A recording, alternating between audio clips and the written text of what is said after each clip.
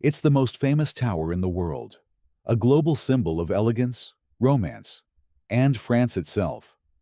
But what if I told you the Eiffel Tower was once hated and almost torn down for scrap metal? That Paris nearly erased its greatest landmark, until a twist no one saw coming changed everything.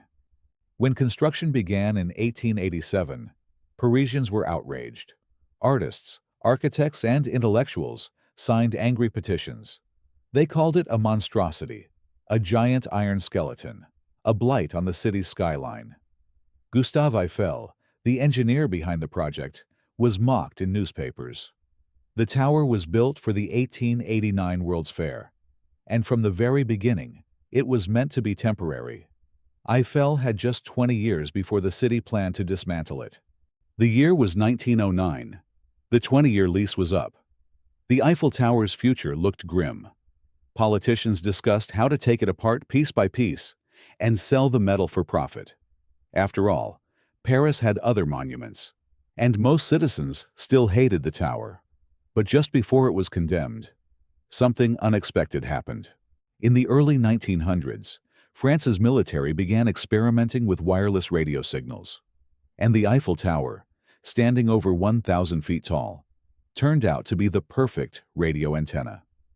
In 1903, the French army used the tower to send a long-range signal to a military base 400 kilometers away. Suddenly, the tower had strategic value. It wasn't just architecture anymore. It was infrastructure. During World War I, the Eiffel Tower became a key military communication hub. It intercepted enemy signals, helped direct troops, and played a role in French victory. From an eyesore to a national asset, the tower's reputation began to change. Paris didn't tear it down. Instead, they elevated it. The same people who once called it an embarrassment now saw it as a symbol of modern strength.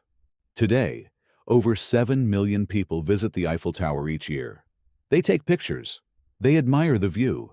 They see beauty. But few know it was once almost erased from history.